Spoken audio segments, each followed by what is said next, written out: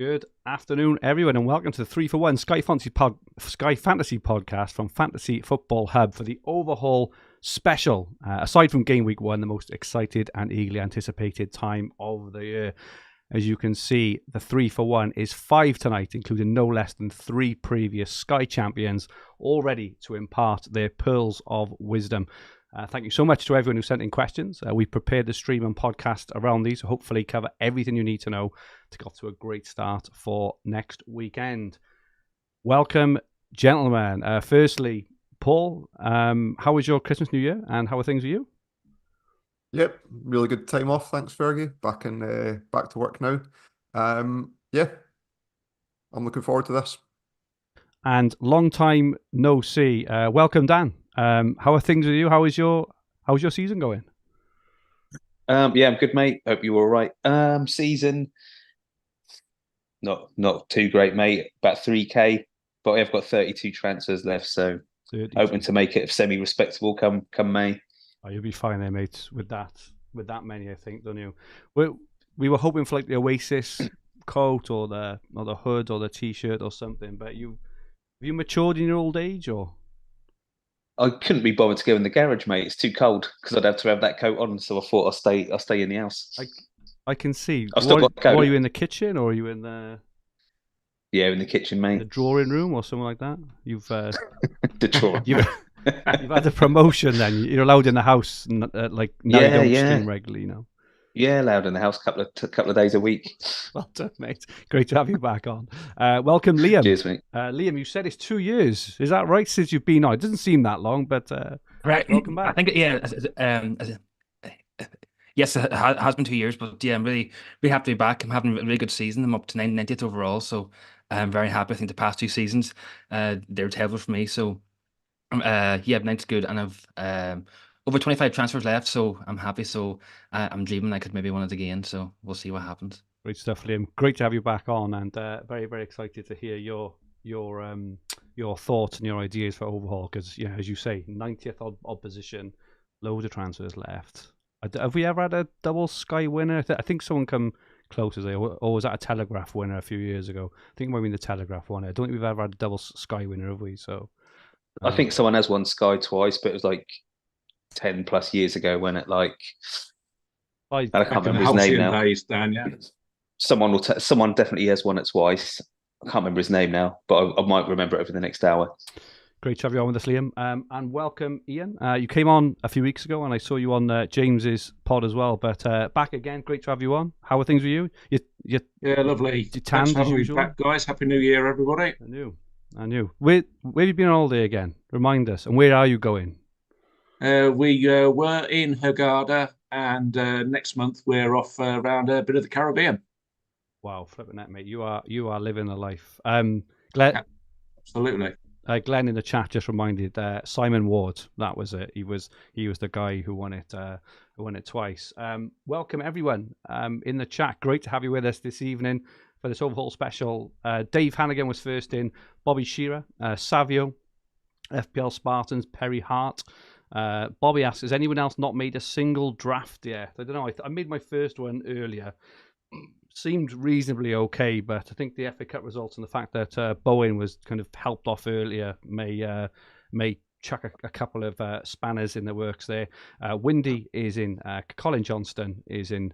Jason Manners, Kippy, Bert Welsh, John A. Conley, Julian Wardle, Stephen Murray Bruce, Peter Clinch, my old headmaster, Gary Plant, and so much more. Absolutely fantastic to have you all with us. And welcome everyone.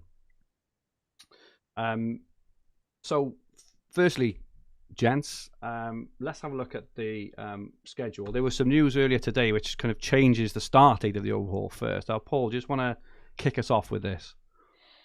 Yeah, so the Overhaul was supposed to begin on Saturday, but I think it was Burnley announced that their fixture against Luton is moving from the Monday night to the Friday night. So the expectation is that the Overhaul will now close on Friday, and you'll be able to see the Burnley-Luton game.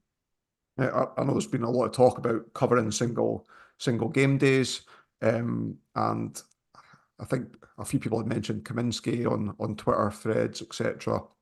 And there was a couple others other players mentioned, but I guess there was no real standout captaincy option, and not to suggest there now is, but it might change people's perception of starting with a player knowing that they can take a punt on a more attacking player, knowing that they're going to be in the starting lineup, and then perhaps moving on, especially if Haaland's not going to be fit. He wasn't in the squad for Man City again today, so I guess using a bit of logic, the expectation is that he might be in the squad against Newcastle and not start, and then perhaps start the Burnley game the following week, or I think it's actually two.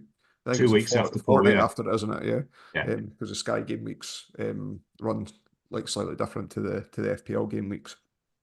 So I put a tweet out earlier on, seeing if that information might change people's minds. So to this point, there's been over 200 votes on it, and the options were, what are you planning on doing with this news? Still skipping that game potentially, still keeping the same player that you already had in mind, i.e. could it be Kaminsky for your goalkeeper, or now considering a punt on someone, perhaps Adebayo, or if Morris plays, or Lyle Foster from Burnley, I guess could be an option. So 42% of voters say they're still skipping.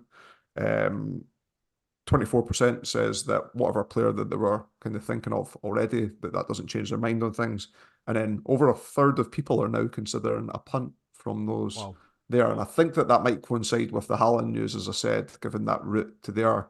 If anyone was going down that route, it would probably be a Luton player rather than a Burnley player as well, because that Man City game at home to Burnley is the second calendar day in that group of fixtures, and Luton play before it, so you would get the 3 for nothing on before moving on to Haaland if we were considering that. I can't remember ever having either starting like a game week 1 or an overhaul where we have a fresh team where the first 2 game days are just really confusing and really split in terms of one having a captain on the first day, and then obviously Haaland not on the bench. Do you kind of start with him or not? It's a really tough start. It's going to be really divisive, I think, isn't it? Liam, what's your kind of thoughts on the first week or 2? So for the first game day on Friday, I think I'm going to skip. For Burnley, I think the problem Burnley, they've got who do they have? They've got. Sorry, mine's got the fixtures are very hard. They've got Man City, Fulham, Liverpool, and Arsenal after Luton, so I think it's hard.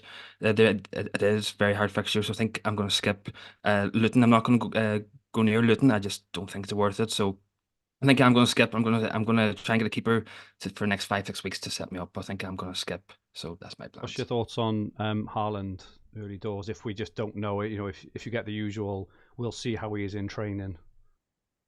So if Haaland's going to miss the game, I think I might take a punt maybe on the Burnley player. You said for 3 for nothing, but if Haaland is available, I think I'm going to put him in and just I'll have him in my team. So that's my plans. Okay. And what about you, Dan? What's your thinking on the first kind of week or 2? That first Luton Burnley, that's terrible, isn't it? Like that's so unappealing. I don't really want to have anyone, to be honest, and I hope I stick to that. So yeah, I just want to skip it, mate. Doesn't appeal to me. And Ian, thoughts on Haaland? If we get half-assed news? If it's half-assed news, I think I'd probably be tempted to go elsewhere than bring him in for Burnley. Yeah. I mean, my thoughts on the actual Luton Burnley is normally these kind of moves are a 2 move, 1 in, 1 out. At least here, it's only a move on. So it's a 1 move punt rather than 2. Yeah, I kind of agree with your that. Get your 6 points for your appearance. So you're 2 doubled plus your 2 as a minimum. Yeah. What are you doing, Paul? I'm thinking of having one and moving on, I gotta be honest. I'm between going Adebayo. As I say, if I was going for any player, it would be a Luton player over. I'm not going for the goalkeeper. So if I was going to take a punt, let's say that news with it moving forward, changing my mind on something, I'd be consider going for a Luton attacker and then playing the 2 games and then transferring on, or taking an extra Brighton player for the 2 Brighton fixtures and then having multiple options of which I can move on to Haaland. Yeah. Something which has caught my eye definitely starting from the Monday is Brighton's run. They go on a pretty insane run, and lots of people talk about Dunk and Gross and stuff. I am wondering whether to try and take a bit of a punt and go a bit more. Maybe look at Van Heck. There's Estupinan, Jow up front and stuff. I'm not entirely. I haven't given it a lot of thought, but it does look a really good opportunity with such congestion of really, really good fixtures. Liam, have you noticed any other kind of runs of fixtures or anything that you've got your eye on, your eye on in this opening month? Well, as you said, I think for Brighton, I think they do have a really good run. I'm definitely going to have Dunk, and I'm definitely going to have Gross. Gross is a really good player for me. I think I had him in very early, and that's one of the reasons why I am so high as I am, because I had him in so early. I did. Man U have good fixtures. Liverpool do have good fixtures. The only problem Liverpool, they do have Chelsea, Arsenal coming up, but then after that, that's when they have a really good run. Aston Villa have a good run. Man U have a good run.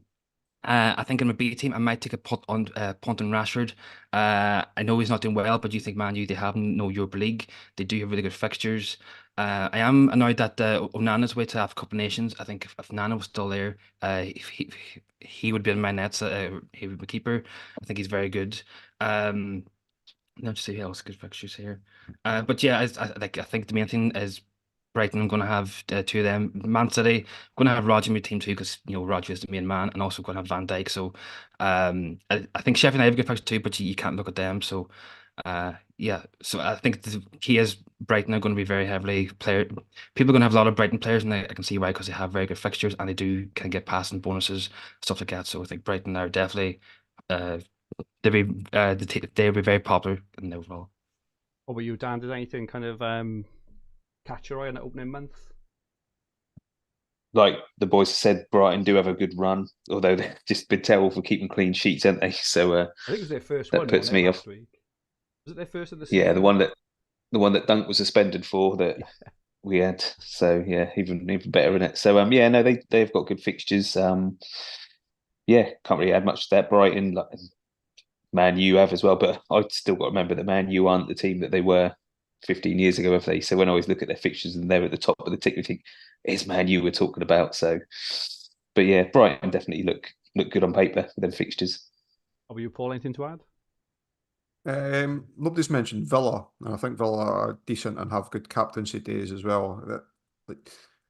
I think everyone will be considering Watkins, even if not going with him, that you'll definitely be in their consideration. But there's a few players on the peripheral that could help from there. Perhaps Douglas Luiz would be a nice differential there. 8 million. He's done really well this season. You've given me the midfielders to talk about later on, so I'll maybe cover them a bit more there.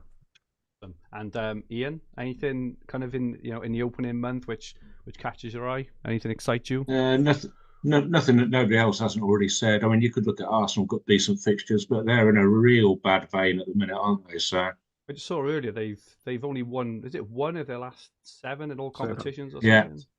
Yeah, gone right off the boil. And only kept 1 clean sheet in that time as well, I think. So yeah, interesting times there. I watched that match earlier, that Liverpool Arsenal game. How Arsenal didn't score was absolutely beyond me. But yeah.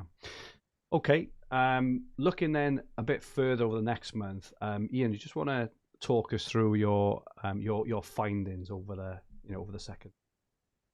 Yeah, so I had a look at some stuff that I sort of termed it what might be coming up over the horizon, and there was 4 different things that sort of sprung to mind as to what might change what we currently see. And the first of those is the EFL Cup. So obviously we've got the first set of semi-finals, or the first legs of the semi-finals this week. Middlesbrough v Chelsea and Liverpool v Fulham. And then in 2 weeks' time, there's their second legs.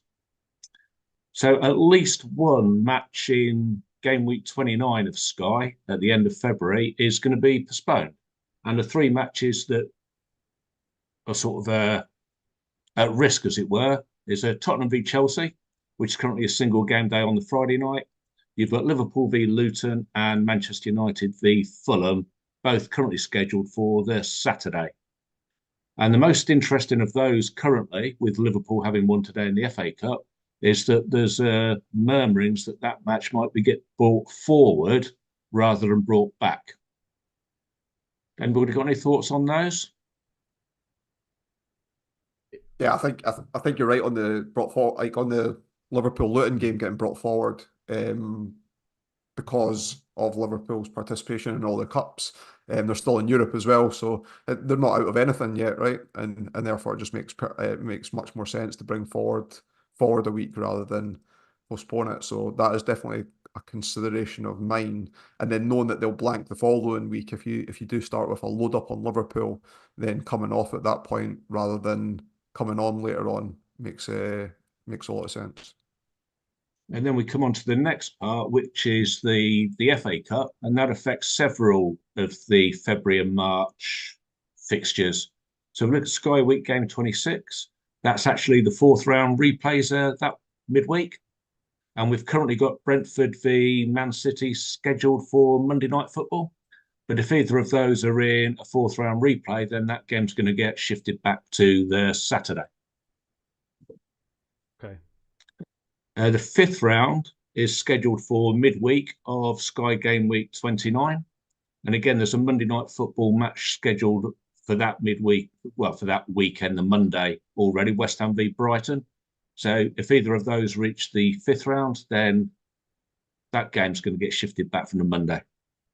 So that Bowen injury today, it could be that West Ham might not be needed for that captaincy, but we've still got the one upcoming in the first set of fixtures where they're playing Sheffield United.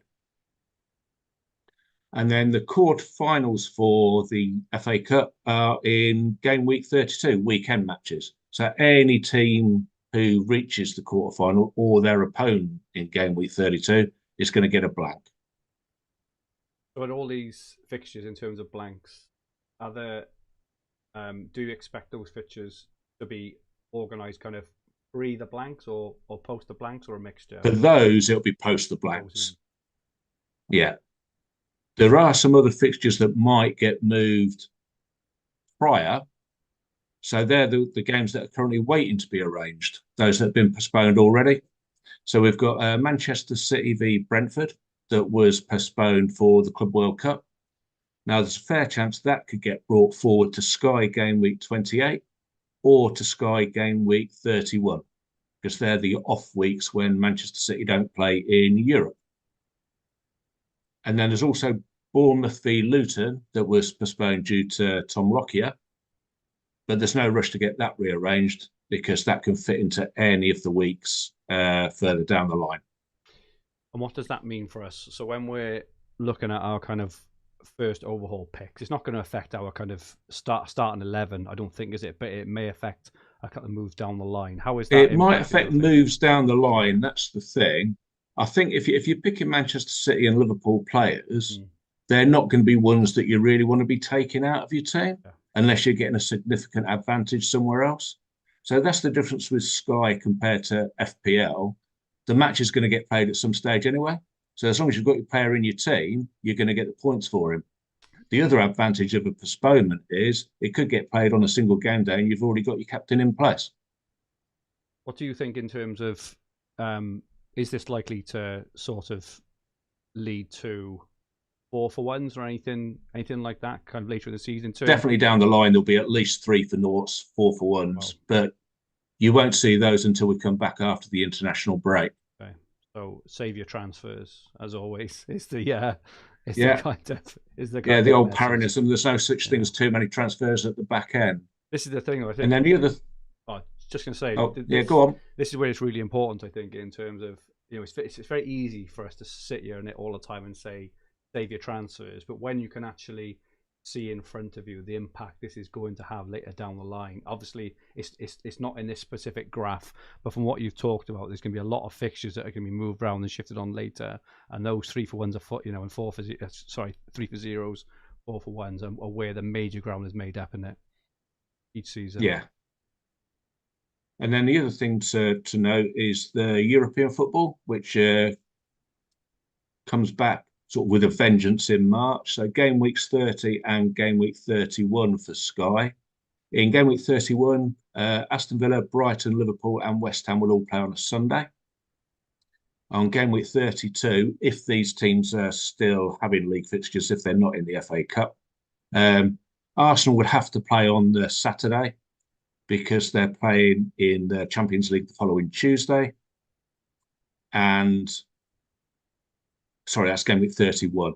And then game week 32, if these teams have got a league fixture, again, Villa, Brighton, Liverpool, and West Ham, they'll be on a Sunday. And just as a further point of note, if Villa, Brighton, Liverpool, and West Ham all reach the FA Cup quarter-finals and they're in ties not against each other, all 4 of those matches will have to be on the Sunday. So there might not be much league football on the Sunday. Okay. And you can't have matches on the Monday that week because we all disappear off for the international break afterwards. Oh. Liam, in your kind of spot of where you are, 90th, flying, lots of transfer in the bank. How does this sort of information help you in terms of deciding your kind of strategy for how to play Sky instead? So I think my strategy, well, I think before even that, I think I always try and plan 3-4 weeks ahead. So I'm going to set my team up for the next 3-4 weeks, try and maximize, get the optimal captain for every day. And I think I might have used kind of a few more transfers than the rest of you. So I think I have to be very, very careful of my transfers and use them wisely. I think I do have a chance to win it. So I think I'm hopefully February, trying to use any transfers to February, mid-February, hopefully. And then I think as Ian's mentioned there, I think whenever we get to the FA Cup quarterfinals, that's when there'll be the kind of 3-4 ones, 4 ones, and that's what I want to use my transfer. So, I think transfers I'll be very smart with it. So that's my plan. So I'm going to try and go as long as I can without using transfers, and then we come to March, February, that's when I'm going to use them. Nice. Oh, sorry, when we get to March and April, that's when I'm going to use them, and that's hopefully I'll climb up the table. How about you, Paul? Kind of knowing this now that this is coming down the line, does it kind of alter your strategy at all? Yeah, I think I'd mentioned earlier on about what you could potentially do with a Luton player and move on to Haaland and you're getting the three games out of it. But when you come to these 3 for 0s, like say you don't have Liverpool players and you've got 3 for 0, it's not like you're not picking up multiple proven players that have got a high base. So, if you sat with no Liverpool players and for that run you brought in Alisson, who I'd say is the best goalkeeper in the game, and Van Dijk and Trent, there's like a trio of players that you can bring in with 3 moves that are going to generate points in that period of time. And you think of all the transfers you waste on crap single game days throughout the season. It's kind of. And then we think, why did I use one on Kaminsky when you can bring in Van Dijk for a 4-for-1 over someone else? Yep. It always hits home, doesn't it? I mean, I think I'm getting to the point where I don't know that I'd ever use another transfer on Darwin Núñez, but yeah, there is like those 3 that I've mentioned, and Robertson will be back at some point as well, right? It's the pylon as well, though, isn't it? We've, all of us here have been in positions where we've had like a 4-for-1 or 5-for-1, and when you pile in on a team, just look at it now. Just example, I know that the kind of Salah's way, but say Liverpool now at a 4-1 over lots of teams, and you just saw this this kind of huge opportunity to go for something like Alisson, Van Dijk, Trent, and then Salah, not Salah, sorry, he's not here, but like Darwin, Jota, and Diaz, just for example. There's points you wouldn't expect there. So just for example, the scoring earlier, Luis Diaz and Jota assist are probably not ones which you have had, but when you pile in onto, this is what you get in it. You get these bonuses that you kind of maybe not expect that you wouldn't have got had you just gone for like a shitty keeper on a single game day. And we've all done that. I remember a few years ago, I think those went for Henderson for Liverpool a couple of years ago, when they had like a 4-1 in January. He flew the points, didn't he? And he wasn't an outright pick in his own right. He wasn't an outstanding Liverpool pick, but he was our like 5th or 6th pick. Liam, you remember that well? I do. It was very good. Yeah, and Man City. Zinchenko at Man City. You wouldn't pick him as the best City defender at that point because you'd have had Laporte and such like. Yeah, there was a Man City one there a few years ago where they went on this. I think they had a 5-1 in January, and we all had like Gundogan and all. Gundogan went on it. He was taking penalties. He was taking penalties at the time. Anything to add there, Dan, on this at all? No, not really, mate. No, I think everything's been covered there. Awesome. Let's get you in on the act then, mate. We're going to move on to keepers first then. So we've had lots of questions. Keepers is a murky area because there's no outstanding option, is it? And with the dodgy single game days and stuff, people are tempted, including myself, to go for one. But yeah, what's your thoughts on keepers of the Overhaul? So probably not the only good thing I've done this season, but the best thing I've done this season is definitely just keeping the keeper. I've had Onana since the start, and a few weeks in, he was crap when he just kept letting him in, and it was like, oh god, and loads of people got rid of him, but I just kept him the whole time, and he's like the second highest scoring goalkeeper, like 95 points, a point behind Alisson, like Paul said, like is the best keeper in the game. But even the top 11 goalkeepers, there's 26 points between them. Like there's nothing between them. So that's why I just think just pick a keeper and just stick with them because none of them really doing much. Like, stop me if I'm going to cover anything we're going to cover. But when you look through the top scoring 20 players, like on FF stuff or whatever, none of them are goalkeepers. In the top 20, do you know what I mean? And normally you would have sort of some in there, wouldn't you? So it just goes to like the keepers just ain't really been doing anything so far. So either just pick one and just stick with it, or like a cheap sort of one, or just have Alisson in. But I don't think there's much point in flipping between them because they're not doing great. One of the things I'm kind of looking at, in terms of maybe having an edge, we'll talk about an edge later, or not an edge per se, but maybe a way of getting in some points without taking out really good players, because this is always the thing with Sky, and it's taking out the players, which which kind of normally hurts you. Is kind of looking at my outfield 10 or 11 or 12. It's there's a very templatey outfield team out there at present, very templatey plan moves of kind of over the coming weeks, but kind of trying to get fixture gains off keepers could potentially be a way to use a couple of transfers, only like one or two to start off with. Like I say, go from Trafford or Kaminsky onto like a Pickford, onto a Alisson and kind of whatever else. Get some gains without like using loads of transfers and keeping your team intact. But you're right. The more I think about it, the more I just think teams are just scoring more goals. I think I saw a stat on Sky Sports a couple of weeks ago where I think the Premier League average, I think 3 years ago, it was roughly, I'm paraphrasing here, but it was roughly like 2.3 goals per game 2 years ago. Last year was like 2.7. This year it's 3.3 goals per game. So it's just increasing. And if that's going to stay, then the keepers not much fun to own, are they? Ian, who are you thinking of starting with in goals? No idea yet. I'll work out that once I've done the other 10, mate. Okay, so as Dan says, it's how much money you've got left. The amount of points difference between the keepers is quite minimal, and if you want to use them to hop around for a single game day, that's fine, but you're not guaranteed to get the points on the single game day. If you look at Areola, who would have thought that the last 3 games that he'd have had would be the ones that you get clean sheets on? Yeah, you're right. It's tough. Paul, who are you starting with in goal? My loose plan just now is to start with Vicario. I like Spurs' fixtures. I don't think he'll be a massively popular pick. Well, in fact, I think like what the others have said, that goalkeepers are probably going to be the most diverse spots picked up by everyone anyway. So every goalkeeper is going to be a differential if we're thinking about it in that sense.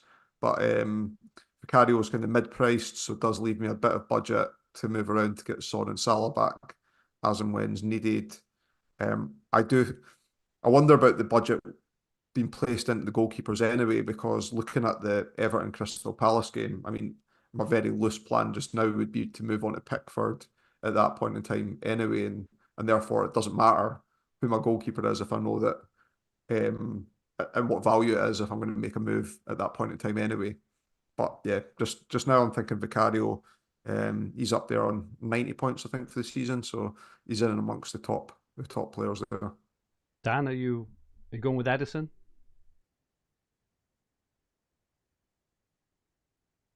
Nah, not Edison for me, mate. No, it would either be someone like Allison, or I would just pick a cheaper sort of 7.3 million sort of option. Really, like I said, like that, there's not a lot of points between them, so I'd just pick one and stick with him. I don't really want to go for a Burnley or Luton or anything like that. I think I would just. Who's going to be Brighton's keeper?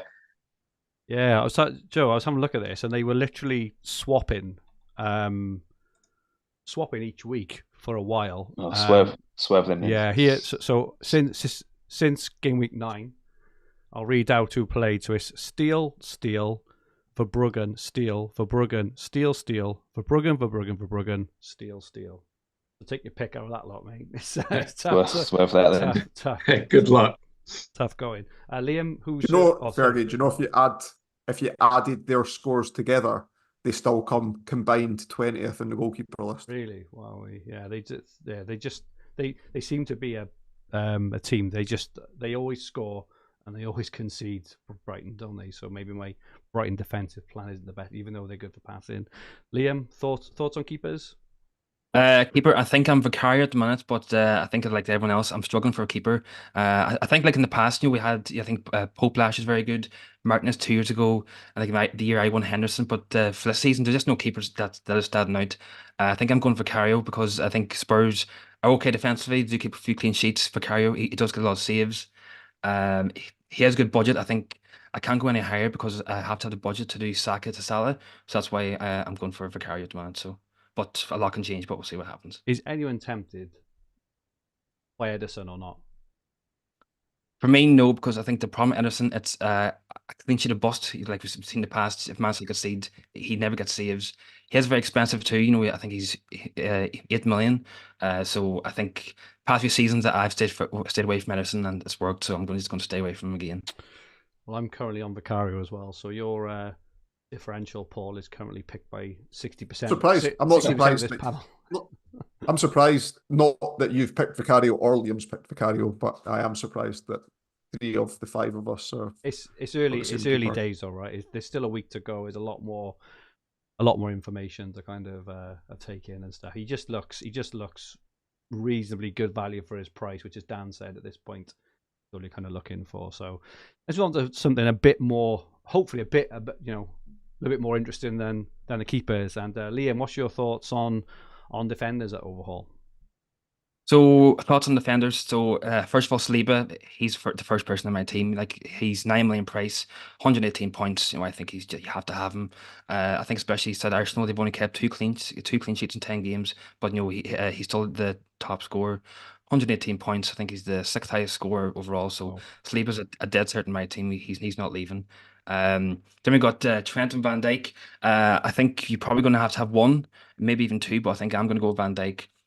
I think for the past 3 seasons, I've always had Van Dijk because he always gets passing bonus. And I think look at the past couple of years. I think Van Dijk he's always in at least the top 5 scoring players. So they're probably 2 dead certs in my team. I think my team I'm going to go for a 3-5-2. I suppose the hard decision for me now is who's going to be the third defender. At the moment, it's Dunk. I do think Brighton will improve defensively. I think with Dunk too, he starts off at 5 points. But I think there is some good options. Romero, I kind of love his relationship with Romero. I always bring him in, but he gets sent off injured, which is very frustrating. So I think the next 4 defenders, Romero, Zinchenko, Trippier, and Pedro Porro, they're probably the only defenders I would even consider. I do think Zinchenko is a good pick, but the problem is he does get substituted at the odd time, after kind of 70 minutes. I think Tomiyasu's back too. That could impact him too. Trippier, I think he will come good. I know he hasn't been playing well, but I know they do have 2 hard fixtures coming up. Newcastle, but I think after that they do have some really good fixtures. So I think he'll come good. And I think Newcastle down in Europe, which I think Newcastle will have more likely a week between every game. So I think they will be good. But I think defenders, like typically you only pick from the top 5-6 teams because a key thing for me the past couple of years is for my defenders, they have to get passing bonus or some kind of bonus. You know, if you have a defender who's in your team and he's never going to get passing bonus, well, then you just rely on pretty much on clean sheets, which is not how it works. So if you pick a defender, just pick him where pick him where he's going to get passing bonus. That's the key thing with defenders. They have to have passing bonus. And with them players I mentioned, the other team I think Pot Torres from Villa. I do think Villa, they're also good options. They are cheap, but they do get passing bonus too. So they're kind of defenders I would be looking at. But I think summarize it, I think Saliba, Van Dijk, or Trent, two or three of them have to be in your team, or even you can go all three. So that's my thoughts on defenders. Lovely, so thank you, Liam. Dan, have you given any thoughts to Van Heck at all? Yeah, instead of Dunk or as well as Dunk, or Yeah, because he has started a few, and he has started quite a few games now. So yeah, he has made the shortlist. I haven't actually put him in the team because I've just gone safer with Dunk, although he just keeps seeming to get into red cards or whatever when you need him. But no, like when I went through I just tried to keep it simple. So I go through like the top 20 scoring players, and there was only 4 defenders on there, weren't they? So Van Dijk, Trent, Romero, and Saliba. So, you know, they've done well so far. So yeah, it'd be mad not to have at least 3 of them if you could get them into your team. But yeah, so like Liam said, because of the price of Van Dijk and Trent being the most sort of expensive 2, you might have to just have one of them and then have a Dunk in there because he is cheap and he does start on 5 points, as Liam says. So yeah, that was it really. So yeah, could go Van Hecke or whatever if you exactly pronounce it, if you need to save a bit of money elsewhere. But as Paul gets onto the midfielders with the price sort of Palmer, perhaps you might not need to go that cheap. Van Heck has played 90 minutes his last 10 league games. Didn't realise that. That is and the FA Cup into that as well, so the last 11 in a row. Wow, interesting stuff. Paul, anything to add on defenders? Anyone that's... So Van Heck's only got 5 points less than Dunk this season as well. Oh. I've got nothing really to add. I think I might start with Van Heck and Dunk, and I know that I think with Brighton, that's ringing around that they've only kept the 1 clean sheet in all of that time, and that might put people off. And by having the double up, like they've not got the worst expected goals conceded in the league. Like that doesn't match their output because they're conceding a lot of 1s over that time as well. So yeah, I'm considering doubling up. And there's another reason as well. So I am going to start with Palmer in midfield, and I'll talk about midfielders as well. But having Van Heck and having Palmer in the team means that if I don't start with Haaland, and I won't be starting with Son and Salah, that I'm incredibly flexible in terms of who I move on to move those players in. So I'm not banking specific players to come out. I know that's a popular question that's come in about who am I earmarking to take out for Son and Salah, and I don't think I can answer that at this point in time. And that allows me to be incredibly flexible in terms of who I take out to bring either of those or both of them back in.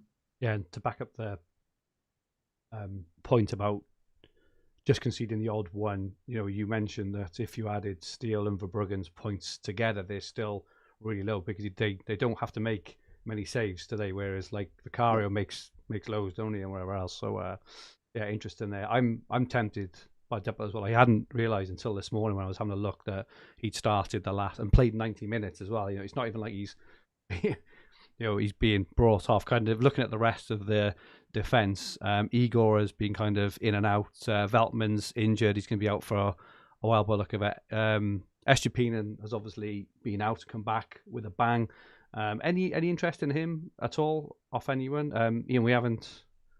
I'm coming to you. Yeah. Any thoughts, Estupinian? Is he the kind of defender you'd be interested in due to his like explosivity or? Not normally, but I have noticed he's been in the passing, so it's something that could be of interest. Yeah. I agree with Paul's point with Van Heck as well. If you're going to use Van Heck and Palmer, that gives you the flexibility elsewhere for wherever you want to manoeuvre your team around. Yeah. Anyone else to add on defenders at all, Ian? The Tottenham guys have done well, haven't they? I know Romero's injured at the minute, but he's due back fairly shortly. And Porro, I mean, typically scores a goal in a competition that doesn't count for Sky points. Yeah? Counted for Dream Team, and I had him in that, so that was good. Fair enough. Yeah, Romero looking at it roughly back FPL game week 23. So I think that's start of Does that start Feb? February. Yeah, but you can't start on it. I did see that Van der You, Ven. you wouldn't pick him in the team now, I don't No. think. No. Van der Ven was back on the bench, interestingly, in the FA Cup, so he might be back next week, and he was a really good pickup for passing and stuff, and I think defensively as well, he helped. Well, he obviously helped Spurs, but I think that a combination of him and Romero being back in a couple of weeks' time, I wouldn't be surprised for Spurs to start becoming a bit more solid, which will obviously help Vicario as well, who we've mentioned. So yeah. Yeah, it could be one of those that comes back down the radar in April time. Yeah. Because if that Chelsea game gets bumped back, I've just had a look at who Tottenham are playing in the FA Cup quarter-final weekend. They've got Fulham, both already through to the fourth round. Okay. Good stuff. Haven't really got anything else to mention on defenders. Again, I'm just going to ask the question about Man City, right? Because they've got the potential to be absolutely fantastic. They got an amazing run. They've got really good fixtures. They've got a good volume and quality of fixtures as well. Any of you guys tempted at all by a Man City defender or not? I've got this thing that I can't pick Kyle Walker. I've never owned him. I've never owned him in the Sky game, and I still think I never will. Even though I think he's played every game this season. He's played every minute of every game this season, and he finished off last season as well, playing every minute of every game. And yet he's still only got 81 points. Yeah. Yeah, 4 City defenders in the top 21 defenders, but none near the top echelons, are there? Kanji's best 84. Yeah, he went with He got injured. He got taken off injured today. Yeah, he did. I think it was an impact more than anything, but watching it, but yeah, it didn't look good. Okay, interesting. Yeah, I think Van Heck is gonna, as you mentioned, we'll talk about later on kind of Salah and Son and stuff and getting them in, but Van Heck looks, if he plays every game, he looks an absolute steal at his price, right? And if you've got him and Duncan to keep a clean sheet as well, you are flying at the ranks, aren't you? Paul, do you want to kick us off on midfielders? Yeah, so the 2 now AWOL players are right at the top, so Salah and Son. So we don't need to cover those off. Next 4 highest scoring midfielders in the game, I think, will make up some sort of template in midfield.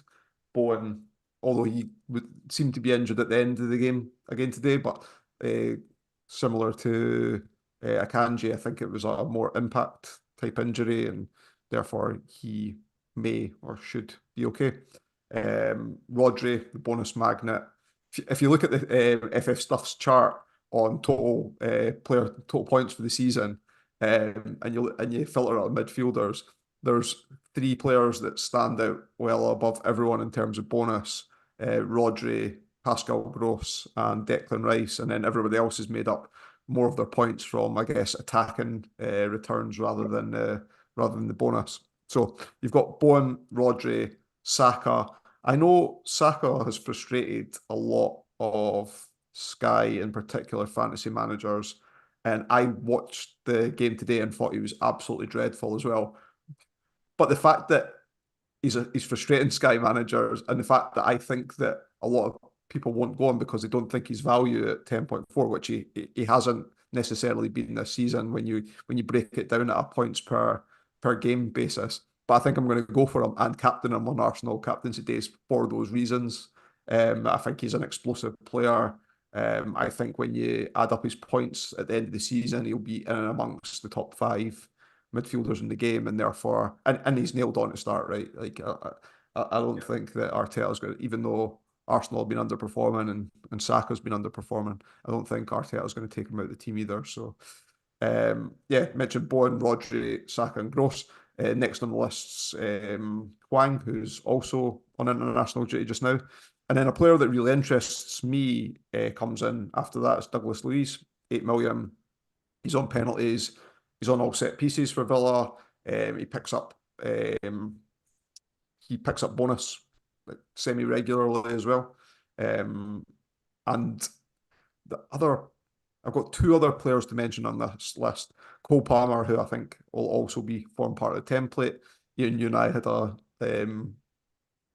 Twitter thread going on when he hauled against Luton there, and I was surprised at his ownership, and I think people had perhaps taken him out or moved him on to cover off a previous captaincy day. And you'd asked me the question of what amongst engaged managers or amongst top 1K, what do I think his ownership will be post overhaul, and I reckon it'll be well into the 90s. Pretty much everybody, yeah. Yeah, I think so. Just at his price alone, 6.5. He's not a bonus magnet by any stretch, which is kind of what you usually look for around that price, right? We had, a lot of us had Nakamba at the start of the season, and Soyuncu and Romeo and others in previous seasons. But the one player I wanted to highlight that not a lot of people's talking about, and maybe his performance today will bring it to the forefront, but it was somebody that I'd written down anyway, is Phil Foden. Fergi, you'd mentioned Man City's fixtures, 9.5 million. I don't think he's going to form part of the template at all. I think that a lot will be on 5-man midfield, or 4 of 5 from Bowen to cover off captaincies, Rodri based on the consistency of points he gets. Even if you take Saka out the equation, you've got Pascal Gross. Liam talked about him earlier on. Actually, I can't remember if that was on air or off air. And Cole Palmer. So you've already got that template set up there. So where does Phil Foden fit into that? But I think that he could be a really nice differential for those that are willing to go with him at the start of the overhaul. In this new role he's in, he looks a different player, or I think it's bringing the best out of him. It's fair to say he's obviously always been a magnificent player, but I don't know if you've seen his goals earlier. Two really good strikes. His second one, in particular, was insane. He looks incredibly dangerous, and I think that given the comments now of Pep and stuff, I know De Bruyne and Haaland will be back, and normally he's kind of the one who misses out or misses some games, but he seems to be the main man at the moment, and he's really high on my list. I don't think he'd be that highly owned either. I think he's got the potential to be what we think Saka's going to be. The odd brace and the odd goal and assist and stuff. He's really good, yeah. Just the preference for me of Saka over Foden, like comparing on that basis, is that I know that I'm going to want to captain an Arsenal player on certain days, and therefore it's Saka versus Saliba in those situations, where I think the City ones I'd probably always captain Rodri or Haaland, like preferably when he comes back in. Makes sense. Yeah, it could be one where you can move him from Saka to Foden, possibly further down the line. Yeah, especially when the games come in the 3-for-0s, etc. Exactly right. Yeah. Dan, any midfielders catch your eye? All the ones mentioned, like I said, when I look through that 20 top players, 12 of them were mid, so there's a few options there, but they have all been mentioned. I did have Saka at the start of the season, but got rid of him pretty soon, and didn't really do much damage to me, to be honest. So I don't know, but I might start with him because let's say you could captain him against Palace, couldn't you, and have him for Forest, then move him on to a Foden or something like that. So, or it could even keep him till Son or Salah's back or something like that. So yeah, I'm not against having him at the start, but I wouldn't be having him for long. Liam, anyone catch your eye? No, I think Paul pretty much mentioned everything. I think for me, where I am, I think I'm going to play template. I don't think I need to take any risks. I'm going to play it safe. I think I've got Bowen, Saka, Rodri, Pascal Gross, and Palmer, remember, midfield demand. So I think I'm going template. Saka is going to be my placeholder for Salah. So just make sure if you are doing that, to make sure that you have the budget to do Saka to Salah. So yeah, that's pretty much me. So I'm going pretty boring, but play template. Rock solid. Ian, have you noted anyone? And the one that I noted that hasn't been mentioned in more than passing through the top scorers was that there were some questions coming back on how do we get Salah and Son back. So Wang, he's the 6th top or 7th top scorer and very, very cheap. So he could be one as a double pivot move to get your bigger hitters back. Yeah, just looking at their fixtures now. Yeah, they're all right as well, aren't they? From an attacking sense, Brighton, United. Mind you, he's going to be away, isn't he? But yeah, sorry. I see what you mean. You need to be looking further at the back end of February, really. I mean, it'd be nice if he was back for that single game day on a EFL Cup final day, wouldn't it? That'd be really nice. Against Sheffield United, is it? Against Sheffield United, yeah. Nice. He should be back for that. I think they're expected back the week before, aren't they? They're away to Spurs on that one, but yeah.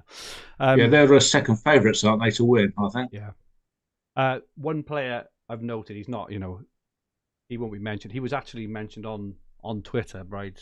I thought already, but Bentancur, when he's fit for Spurs, is a really, really good player, and he's the kind of player, especially in this new system now, where I think we'll get lots of passes, lots of tackles. And when he was fit last year, obviously being a Spurs fan, watched him probably a bit more than I watched other players. He was fairly decent with attacking returns as well. So, he's not going to pull up any trees, but I reckon he could be a really, really good differential. And and he's quite cheap. He's 0% owned, as you'd expect, because he's been out injured. So I want to say 7. I've lost his price now. 7.7 million.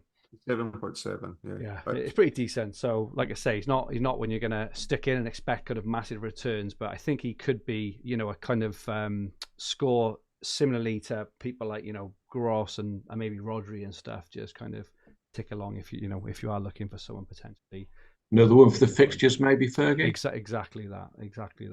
If Spurs get a 3-for-1 or 4-for-1 or a 3-for-0, and there is a point on Spurs, he could be the kind of player who get you 8 points who you wouldn't expect if that makes sense. So I do like that one. Ian, do you want to touch on forwards for us? Yeah, no worries at all. So 3 forwards over 100 points for the first half of the year. Obviously, Haaland 136, Solanke 125, and Watkins 124. Then the next best is Alvarez 99, Kuna 95, Nunes 92. I mean, how many could he have scored if he'd have put half of those chances away? Indeed. And then you've got Isak, Jackson, Pedro. Now, Pedro's one that I've seen a little bit of traction gaining on him. We were discussing right at the start whether we're going to go for a Luton or Burnley player. Maybe someone like Pedro with a look to moving him on to Haaland. Again, has the single game day against Wolves in the second part of the split weekend. Then also plays on the Tuesday night of the midweek fixtures at the end of the month. But based on what the midfield take is, we're only going to need 2 strikers. So currently, it looks like those spots are going to be taken by Haaland and Watkins for no other reason than captaincy. And fortunately, Solanke would be the third of the trio. Their fixtures aren't very good looking straight after Overhaul, with the exception of one single day, which I think is Sunday, February the 4th. They've got Nottingham Forest at home, which looks like it could be a good captaincy day. Fixtures that day are very, very mixed, to say the least. Got Bournemouth v Forest, and you will see the lineups. Chelsea v Wolves, so you could go for Palmer. Man United v West Ham and Arsenal v Liverpool. These are all the reverse fixtures from just before Christmas. Yeah. I think the forward line is going to be a bit desolate. Obviously, assuming Haaland's back. He was in the stand earlier, and obviously even if he's not back for the Newcastle game, he'd be back. You would think for the game the following Wednesday, which is 2 weeks after that anyway. Which you'd assume he'd be back for. You get to the lineups as well. Is it worth kind of going elsewhere? Paul, in terms of that with Haaland, is it kind of worth going elsewhere if you're not sure? Is it just get him in and stick with him and see him through? I think back like last season, I maintained probably one move won me the game, and it was bringing in Callum Wilson at a time. So it's a player that's not nailed on, but when he does play, he's got like a really high upside, and I do feel that there's elements of that in João Pedro as well. Yeah. And knowing that you can, like, there's that single Brighton day, and I'm not saying pick him instead of Gross. I'm not saying pick him instead of Dunk either. Like, there is an argument Brighton's fixtures are that good, and there's a lot of injuries on at Brighton at the moment that it's easier to pick their starting 11, or it's within a bubble of kind of 13, 14 players rather than the 17, 18 that they were rotating between at the start of the season. So I definitely think there is a valid option starting with him on top of others and not starting with Haaland. We don't even know. I doubt we're going to find out if he's going to be in the squad for the Newcastle game. A complete outside guess, I would say he starts on the bench versus Newcastle, and then whether he's then fit enough to start at home to Burnley. But that's a fortnight afterwards, so you expect he does come back, but you get to see the team sheets that night as well. I just think that setting up a formation, like I might start 4-4-2 and therefore give myself lots of options and in terms of who I move Haaland to on budget as well, even though I know that there's more value in midfield in there this season than there is in any other position. Or similarly, something like if I started with, even if I started with 3-5-2, by the time it comes round to getting Haaland in, then there's more options. I don't necessarily need to take out a forward to replace him for. You can take a midfielder out as well. Dan, have you got anyone kind of up your sleeve at all in terms of forwards or? Yeah, have you? So Watkins will be in. He'll definitely be in. Haaland, I think I'll just probably keep an eye on Twitter this week, see what the sort of FPL nutcase people are sort of, if they're seeing him training or in pictures or if he's likely to start. I'll have a look if Luke Williams thinks he's going to start. If he does, then he's in. Yeah, you could, like you sort of said, you could have João Pedro, couldn't you, for 2 games, a good captaincy game, and then see if Haaland's starting against Burnley and bring him in. So, yeah, tempted to not start him, but we'll have to see what sort of news we get this week and if people are seeing him training and this, that, and the other, and yeah, go from there. But yeah, João Pedro or whatever, he'd be a good shout, wouldn't he, for a couple of games? If you're going to, even if you thought Haaland away to Newcastle, like if he's been out for a spell, he might not be as sharpest. So yes, it's a risk you could take. You could see how much what percentage in teams he's in as well, couldn't you? Even on the Saturday, or no, with the Friday night, sorry. Like if he's only in 50 or something % of teams, it might be a risk worth taking, mightn't it? It's very barren, isn't it? I think the only one who could have potentially disrupted the front 2 or 3 we're talking about was maybe Nkunku. But it looks like he's injured. It looks like he's not going to be around for a couple of weeks. Oh yeah. Who are Spurs after? Werner, mate? Anyone for him if he signs? What was that? Sorry, Werner. Werner. He's supposed to be close to a deal, isn't he? I'm picking Werner. Colin just put in the chat. Want to start with a front 3 of Jackson, Werner, and Darwin. It guarantees, it guarantees a lot of heartache there, aren't you? So yeah. Liam, anyone else on the forwards at all? No, I think they covered it all. I think I'm pretty boring to your front. I think I'm going to start Watkins, Haaland. I'm just going to see what happens on Twitter. I think if he's going to be on the bench, I think I might keep him.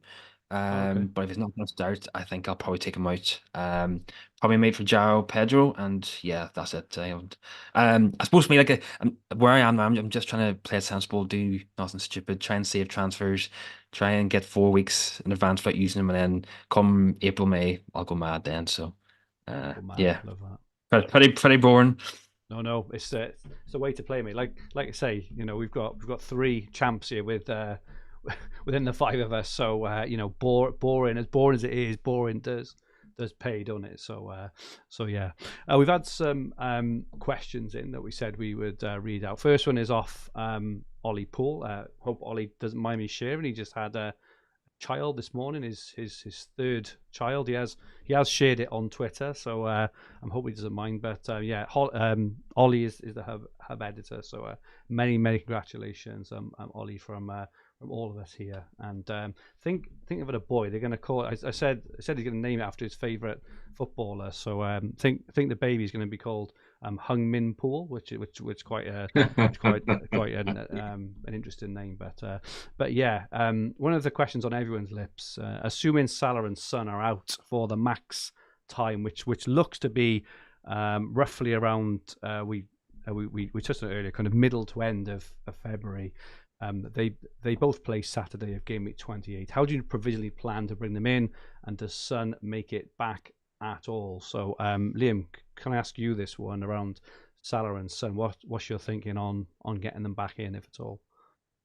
So I think in the first, I think that's my team. I do have the budget to do Saka to Salah. So if Salah does quite early with Egypt, I can bring him back in. But um, I think it might not be till maybe March time till I get them in. I think in game week 25, the Carabao Cup final, I think Liverpool will get to the final. I think Chelsea will get there too. Chelsea play Spurs on that Friday night, so they could blank. Now, if Salah or Son played a week before, I probably won't bring them in. So my thinking is, Atlanta, I'm probably not going to get both of them in to kind of around March time. I do have the budget, as I said, for Saka to Salah. For Son, I don't, but like you think it's almost two months in advance, so I can't. I don't want to plan too far in advance because we've seen fantasy football after a week or two it goes up in smoke. So I'm just going to see what happens. I do have Rodri in my team, so potentially I could maybe do Rodri to Son. I think too to see the fixtures in March too. I think they haven't been released yet, so I do think close to time, once we know when they're back, the fixtures, and I think as Ian said, the FA Cup fixtures around that March time too. So I think that's the kind of time where I use my transfers. So at the moment, I'm just going to see what happens. So that's the plan. Yeah, good, mate. I kind of agree. I was looking. It's that Liverpool. Is it that Liverpool Luton game, which will Correct, be it is. it'll be called off, won't it? And that's Called and off. that's the scary one, isn't it? Our kind of all those ones. So yeah, it is. Dan, have you got a plan for Salah and Son? I was just going to have a couple of placeholders in for him, like Saka.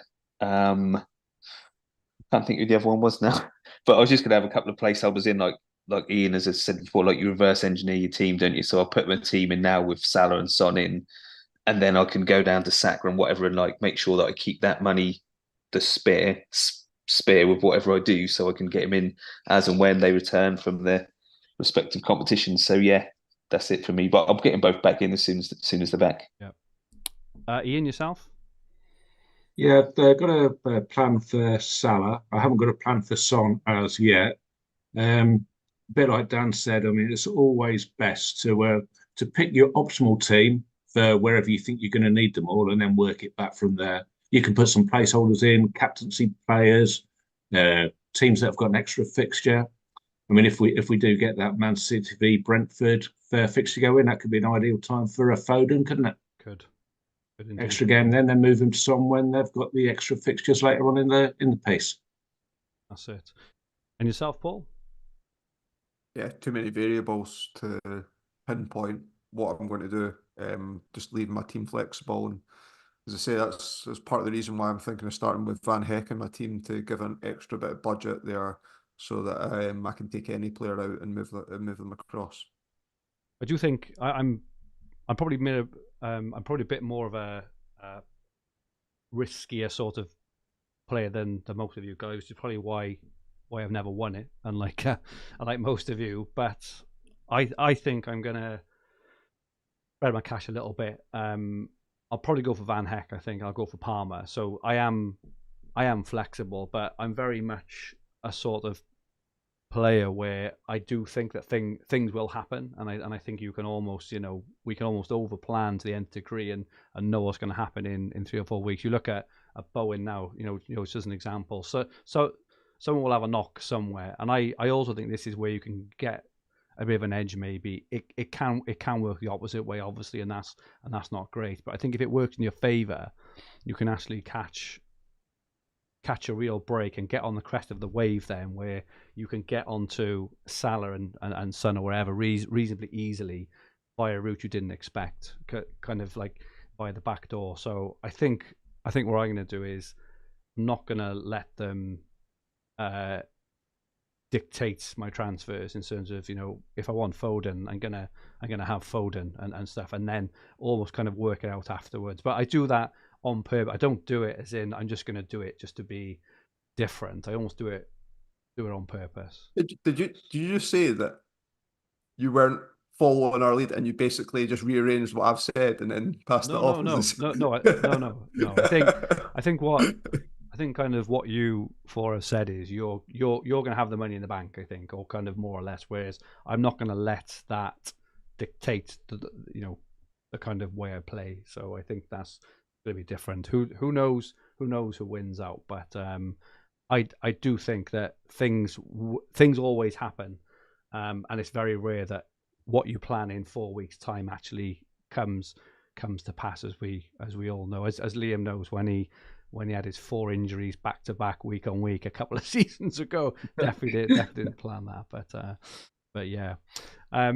Next question off Andrew Leonis. What ratio of template players to low owned players will you have in your team to try and gain rank, or will you be hoping your transfer count will make enough difference? So, as we know, obviously with Liam, he's in a very, very good spot, so he doesn't have to take any risks at all.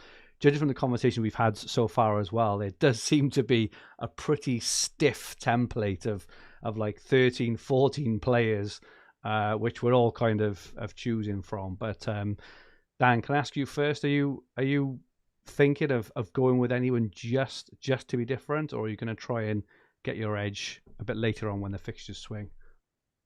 Well, it's difficult for me because I'm like 3K. So yeah, if I'm Liam, I'm just going with them sort of template, sort of highly played or percentage pick players, and you're going for a much better position. Whereas me, if I now pick this sort of pretty much template team, like we said, we're going to have a lot of the same players.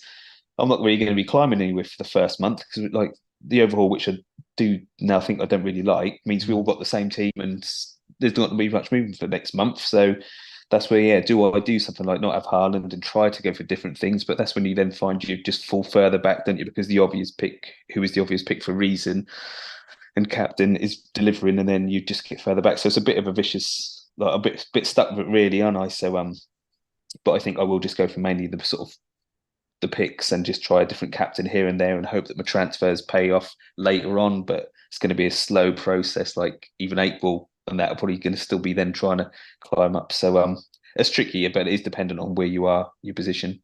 Yeah, agree. And Paul and Ian, I think you've got Ian has probably got more transfers than Paul, but in terms of you kind of rank and transfers, you're both in decent spots. Ian, what's your kind of thinking? You've probably got, I'm assuming, quite a few left, so you'd be kind of similar with Liam, I think.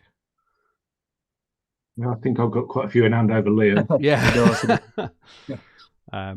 How would you be playing it, or are you just gonna go rock solid? I'll be playing the same way up until mid-March. There'll be some transfers to use, obviously, but I'm not going to go mad on anything Maverick between now and then.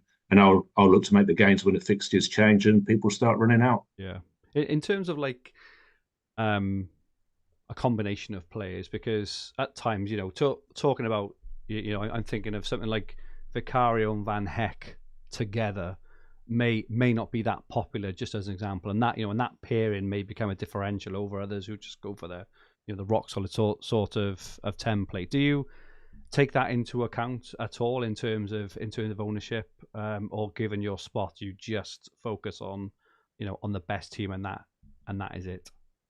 I tend to look for the best team, or at least a way of getting to the team that I think is going to be best at the time. Yeah. I mean, there's a lot to be said for what Dan says, where the overhaul does get in the way, but it's there. Everybody's got to use it to the best of what they want to do with it, haven't they? There's no point going differential for differential's sake. I think you drop rather than gain quite easily. It's funny because the first overhaul was scrap, which I think we all welcomed, and I think that the mid-season overhaul was new last year. It was for the World Cup, exactly, and I think it worked then, because obviously it worked then. It was like a month of change, wasn't it? But I don't think. Yeah, I kind of agree with you a lot now. I think that. Yeah, my view now, if you're going to have an overhaul, you want it early, just to keep people engaged, and then you sort of go from October to May with the same team. Don't need to change it again. Yeah, I agree with that. I like the one after 4 weeks, because if you pick a load of rubbish players like Martinez and Rashford, you can get rid of them, can't you, or something like that. So I do like it after 4 weeks, but I just think then, with 40 transfers, or how many do we get? 50? 50 now. 50. You don't need 2 overhauls, or you don't need an overhaul in the middle, do you? So but like Ian said, you just got to make it work to your advantage, don't you? As much as I hate to say it, Sky could take a leaf out of FPL's book with this and have like a floating second wildcard. I think that would be better than a fixed one. I would rather not have a wildcard at all. An overhaul at all. But I do think if you were to have one, you could get to choose when you used it, because I think that would diversify things massively, and I think it would reward patient management as well. Imagine playing it with like 4 or 5 weeks left, or imagine playing it right at the start where there's all these four for ones or 4 for zeros. You could absolutely smash it, couldn't you? Whereas, like I say, now the template is going to be so rigid in it. Paul, Something tells me they quite haven't got the mechanics for that, Fergie. Yeah, maybe so. Yeah, maybe so. Paul, are you just gonna, are you gonna look at a kind of ownership at all, or just go rock solid? No, I think, yeah, I think this game is largely won and lost on your players that are on periphery rather than those that. Most of the template picks are template for a reason because of the best players, right? And if you look at players like Watkins, his ownership's going to be extremely high because you look at the fixtures and you need Villa captaincy, and he's the highest scoring Villa player, and hence you're going to cover it off that way as well. So it's on those kind of 2-3 players and the odd captaincy day where you're maybe picking the second best option, or you're picking the best option, but people can't get there, like in a similar means as well. So I don't think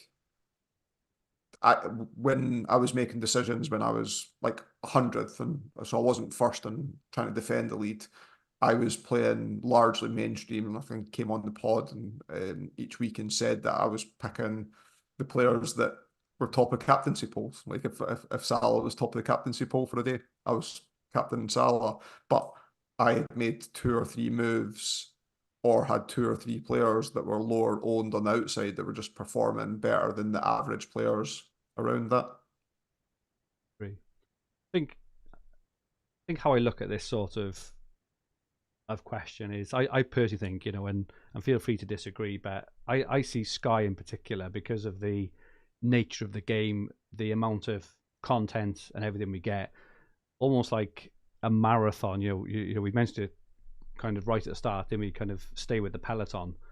And I do think that even coming to like the back end, coming to the sort of 20th, 90th, 20th mile of the 26 in the marathon, I think those who tend to stay the distance are those who stay with the peloton and strike when the time is absolutely right. I think there's a discipline thing, and I think that it's very easy to kind of just stray off and go too early, or have that rush of blood to the head just when it's not needed, especially when the template is so strong. And this is the thing, is if we were talking about 6 or 7 players who we knew we were going to have, then the other 4 places were kind of up for grabs. I think you can be a bit different, but when it's just so strong, I just think if you want to do well at this game, in the main, there are exceptions and anomalies.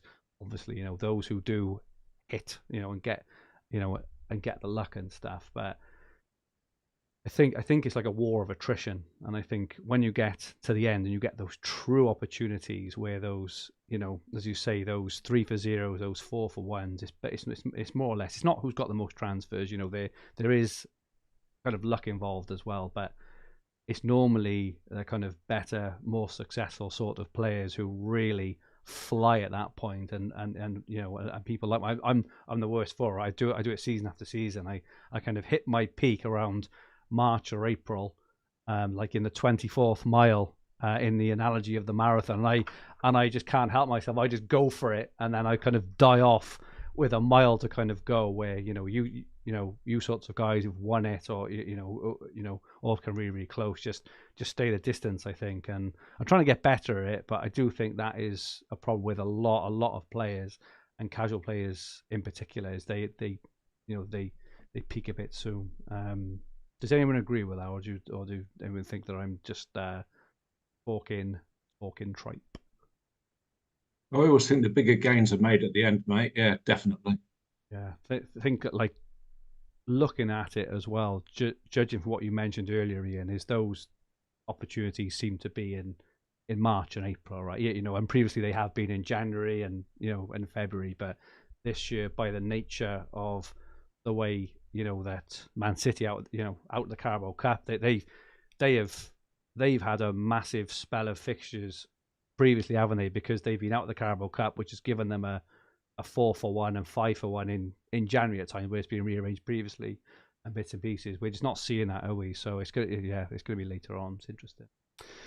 Okay, next question we had in was off Chris, and he asks around optimizing, selecting the best team versus covering captaincy days in those unappealing single game days. And this is the killer question a lot of the time, in it. Liam, kind of, do you sometimes sacrifice those days, or do you feel you have to cover them, or what's your thinking?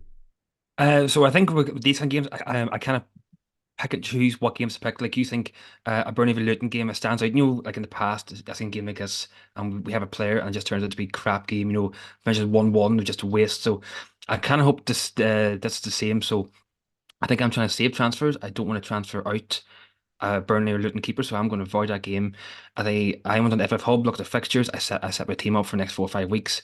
I have my main players: Salah, no, not Salah, Saliba, Van Dijk, Rodri. I keep them in. They're going to be there forever. The rest team, I kind of pick by fixtures: who's good fixtures, who's good players.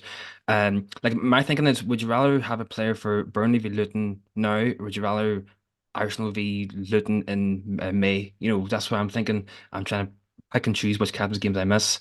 So I think I'm going to miss that game and just hope it's a boring 1-1 draw. In terms of ones kind of later on,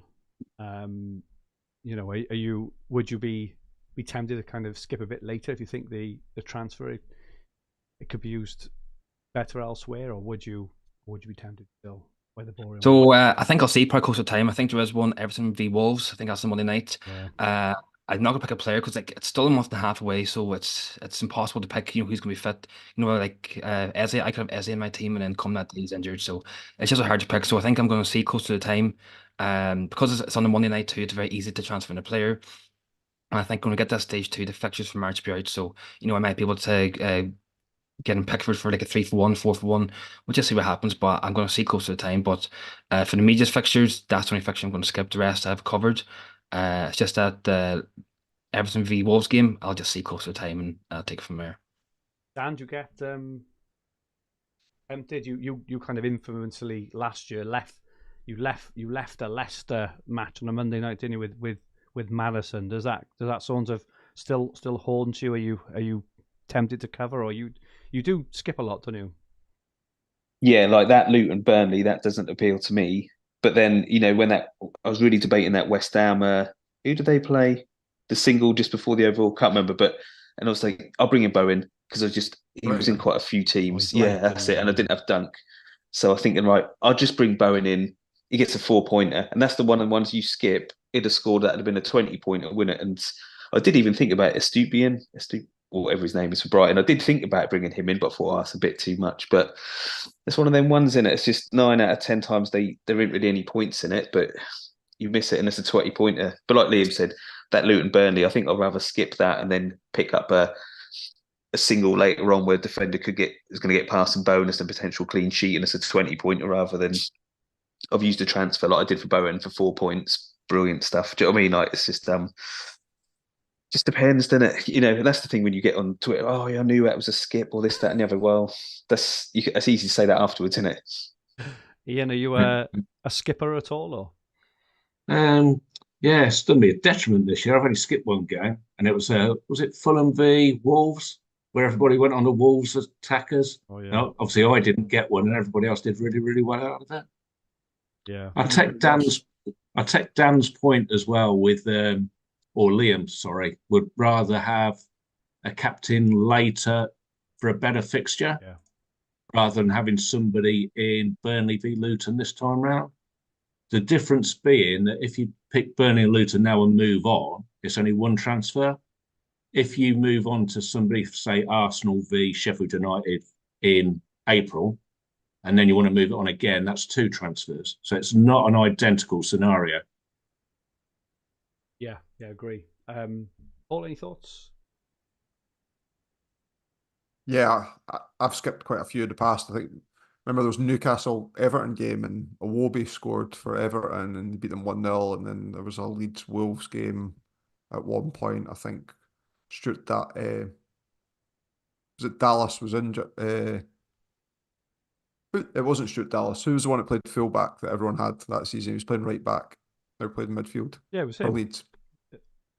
Yeah, it was Dallas, Yeah, wasn't it? It was Dallas, Dallas, yeah. And I think he was out that game, and I think people had picked Ruben Neves or a few others. So yeah, I have skipped games in the past, and I am, as I say, like Ian makes a valid point. As it's only one transfer in situations like that, and even if you rack up the appearance points, you get 6 points before moving on to Haaland, but as a minimum, just from appearances. But I have skipped in the past, and I am probably swaying more towards skip than covering this one.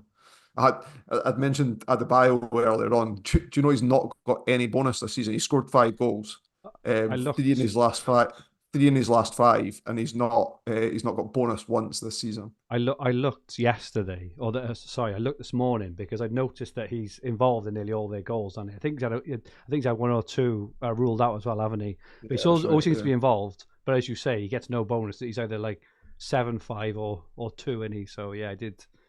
Yeah, he was playing today at home at Bolton, and they drew 0-0 as well. So yeah, I'm pretty sure I'm skipping it. Yeah, I think just to add to this, I mentioned it a few times over the years, but like getting a transfer to take out Kaminsky or Patrick Van Aanholt as B1 Avenue and all these knobheads we kind of bring in for just crappy points. I just can't look past.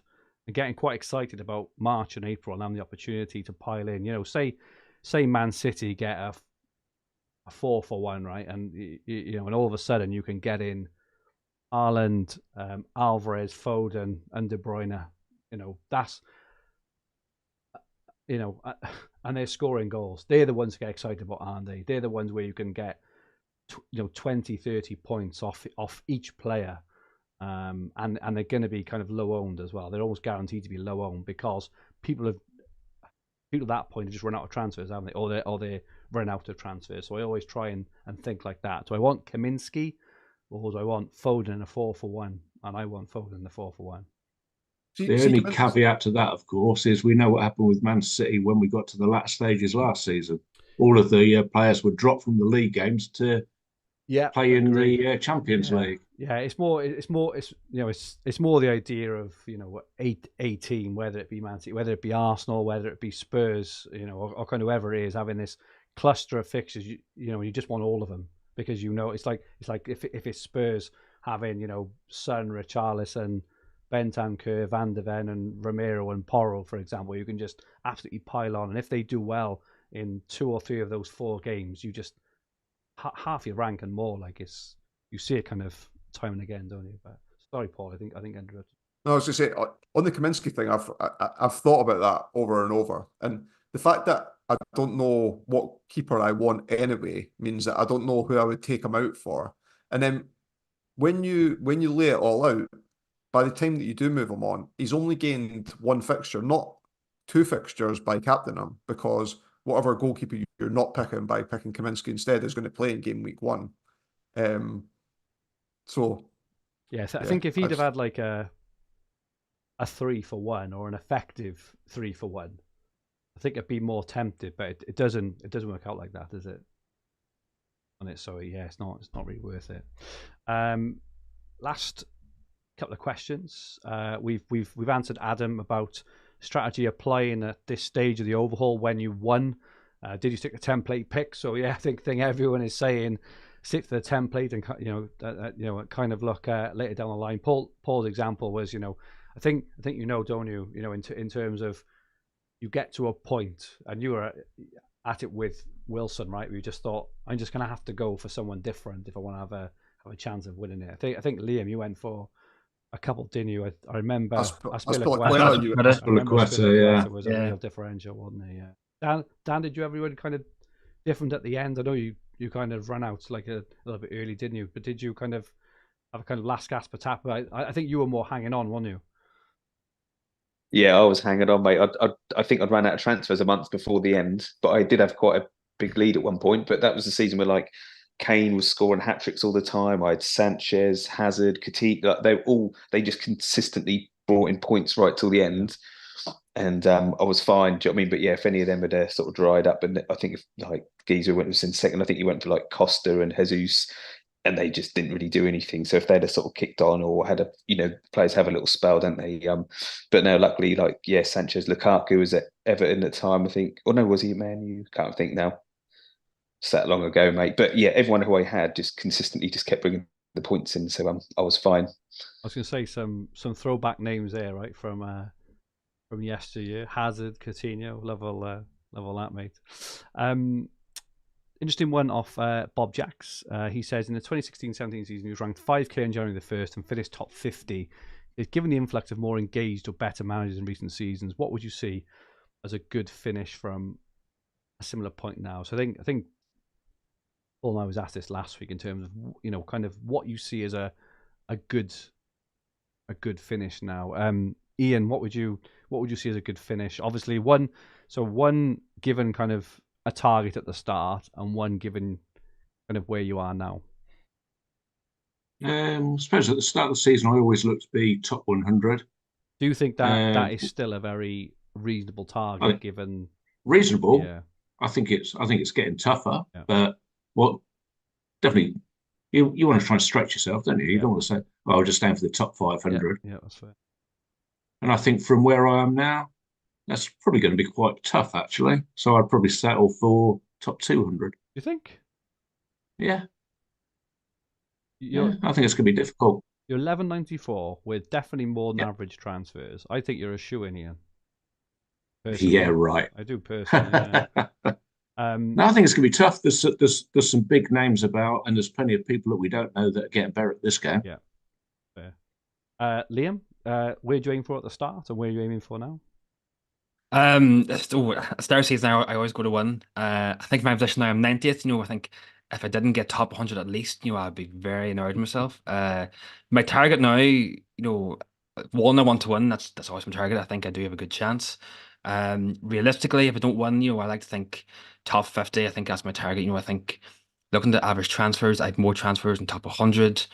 Yeah, I think I am in a good position. I know there is a lot of managers in the top 50, top 100 already that are very good managers. So I have my work cut out. And I think now the game, there's a lot more players, a lot more engaged players playing now. I think in the past, top 100 was a great finish. It still is a good finish, but I think if you finish top 250, 300, 400, it's a really good finish now. I think even since I won it, you can see there's a lot more managers playing the game. It's definitely harder to win, I think, now.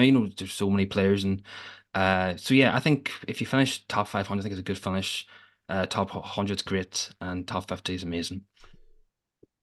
How about you, Dan? What are your goals at the start of the season, your goals now? So goal at the start is always to win it. Which soon becomes to get a top 100. And I said, like where I am now, 3,000, I'll take the top 500 now. I think that's the best I can get to. Like the boys have said, there's so many good players now and more players. Well, I don't know if there's more players, but the players that are playing are getting more, listen to your podcast and stuff, so they know how to play and not do all the transfers in at the start and what sort of players they should be having in the team. So it's definitely getting tougher. I'm not just saying that because I ain't had many top 100 finishes in the last 3 or 4 years. So, yeah, but yeah, so I'd be happy with top 500 now. I think you finish higher than that as well, mate.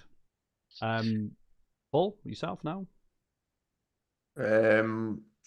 My target's always top 100, like even at the start of the season, and it is just now as well. I don't think I'm kind of similar to what Ian said. I don't think that I will get top 100. I think it's going to be quite a bit of a challenge now.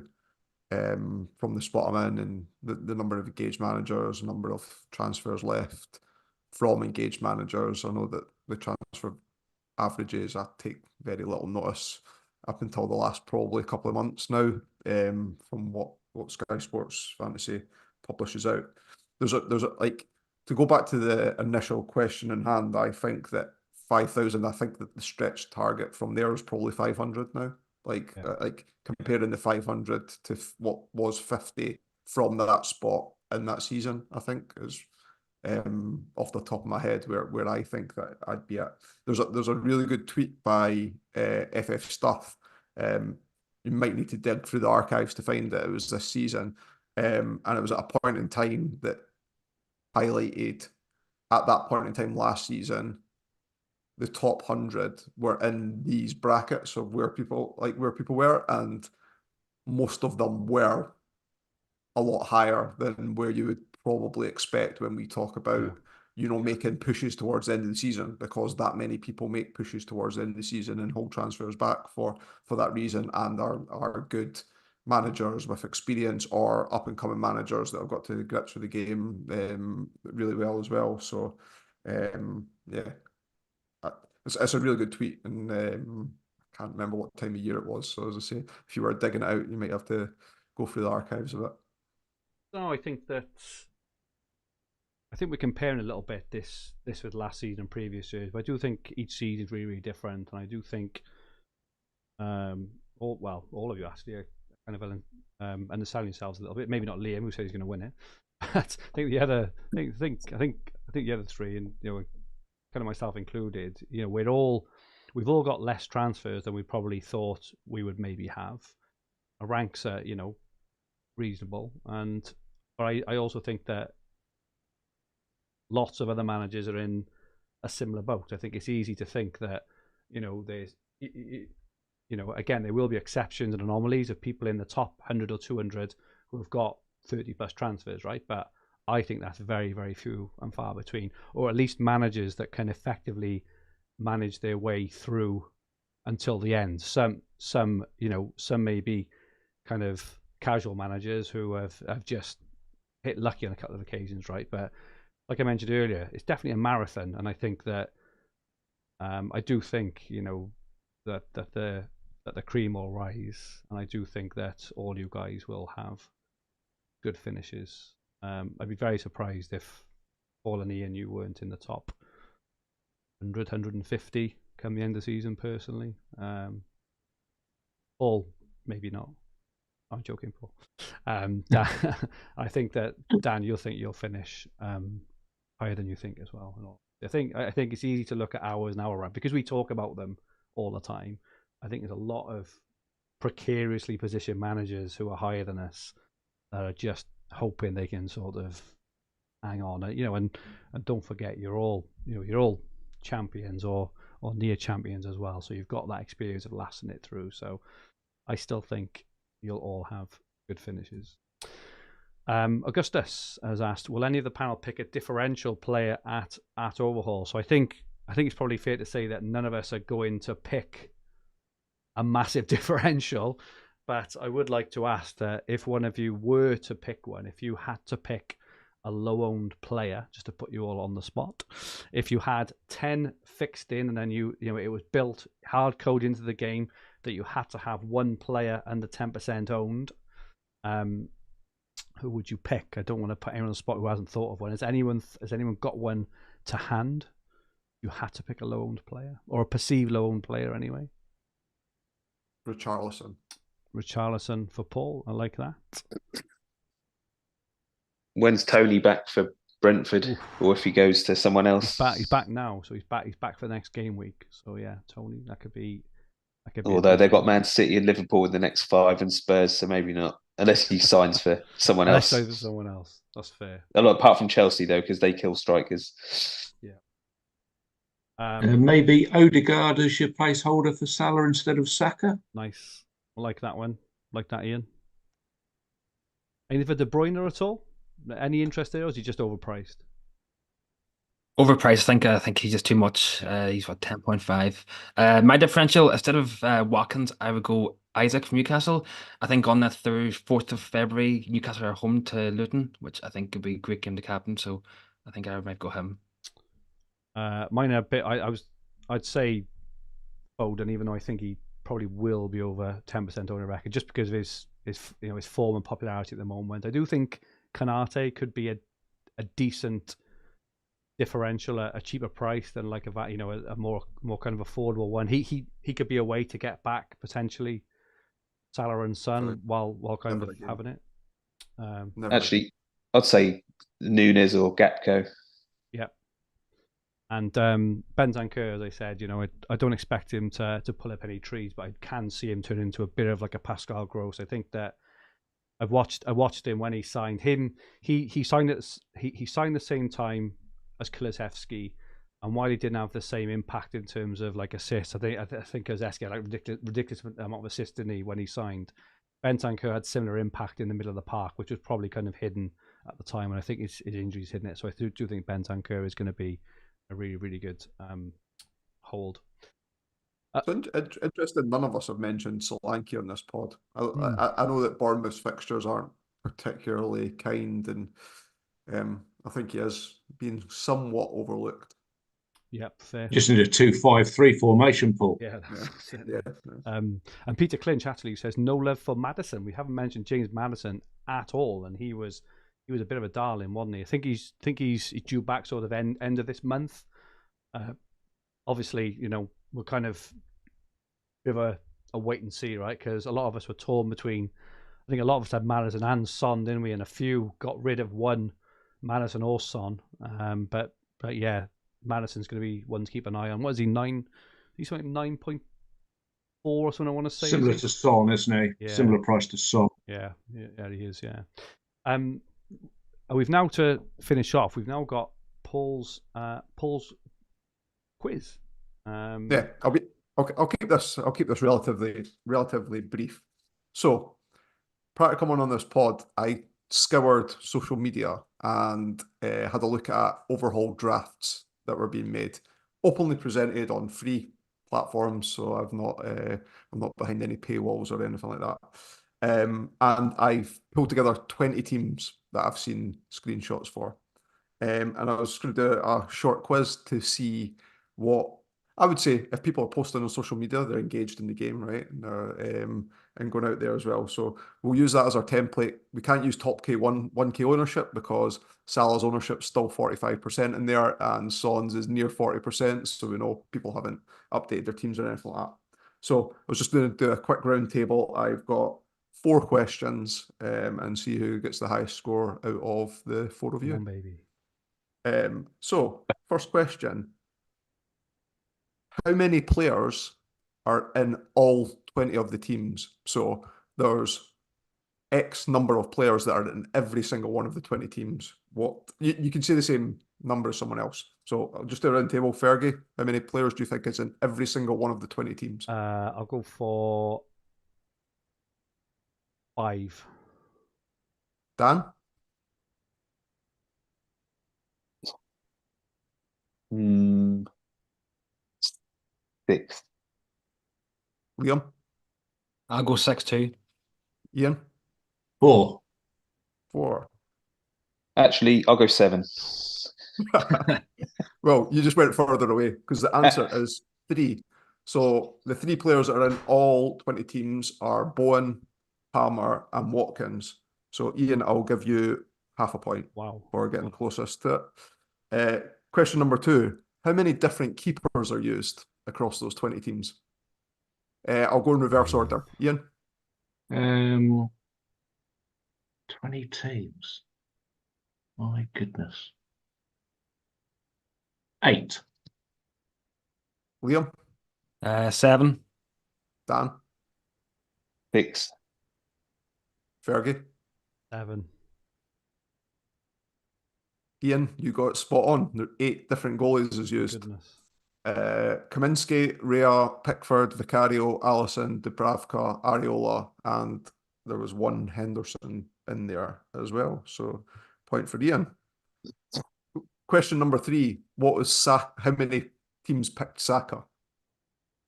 Dan, you go first this one. 14. Liam? 12. Ian? 10. Fergie? 8. Ian's got it spot on again. Oh, 10 out of 20 teams. And last question. How many, at this point in time, remember the Burnley-Luton game wasn't rearranged at this point when I pulled this together. How many are covering the Luton-Burnley game? So how many have a Luton or Burnley player in their starting 11? Liam, I've not asked you. I've not asked you. 9. Fergie? 10. Ian? 7. Dan? 5.